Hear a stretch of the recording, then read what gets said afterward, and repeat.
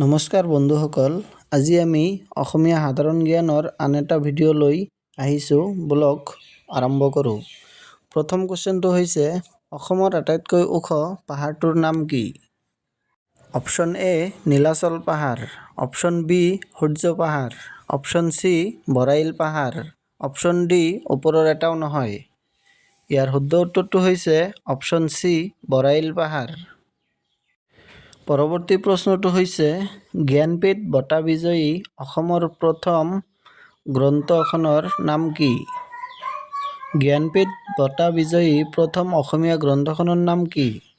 Option A Mrityunjay, option B Makam, option C Banaphool, option D Kathagita. ইয়াৰ সঠিক উত্তৰটো হৈছে অপশ্যন এ মৃত্যুঞ্জয়। পৰৱৰ্তী প্ৰশ্নটো হৈছে, প্ৰাগজ্যোতিষপুৰৰ ৰাজধানী ক'ত আছিল? Option A Pragjyotish, option B Pragjyotishpur, option C Kamrup, option D Ratnapeeth. ইয়াৰ সঠিক উত্তৰটো হৈছে অপশ্যন বি প্ৰাগজ্যোতিষপুৰ। পৰৱৰ্তী প্ৰশ্নটো হৈছে, ব্ৰহ্মপুত্ৰৰ ওপৰত প্ৰথমখন দলঙৰ নাম কি? অপশ্যন এ বগীবিল দলং, অপশ্যন বি নৰনাৰায়ণ সেতু, অপশ্যন চি কলীয়াভোমোৰা দলং, অপশ্যন ডি শৰাইঘাট দলং। ইয়াৰ সঠিক উত্তৰটো হৈছে অপশ্যন ডি শৰাইঘাট দলং।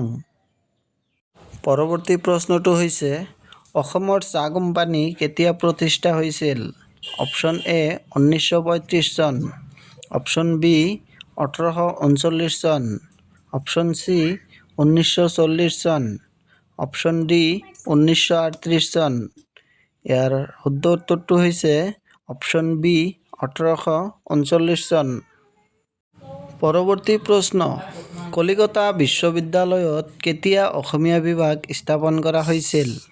অপশ্যন এ 1938 চনত, অপশ্যন বি 1942 চনত, অপশ্যন বি 1940 চনত, অপশ্যন ডি 1935 চনত। ইয়াৰ শুদ্ধ উত্তৰটো হৈছে অপশ্যন এ 1938 চনত। পৰৱৰ্তী প্ৰশ্নটো হৈছে, শেষ আহোম স্বৰ্গদেউ কোন আছিল? শেষ আহোম স্বৰ্গদেউ কোন আছিল? Option A Rudra Singha, option B স্বৰ্গ Naranarayan, option C Shiva Singha, option D Purandar Singha. ইয়াৰ সঠিক উত্তৰটো হৈছে অপশ্যন ডি পুৰন্দৰ সিংহ।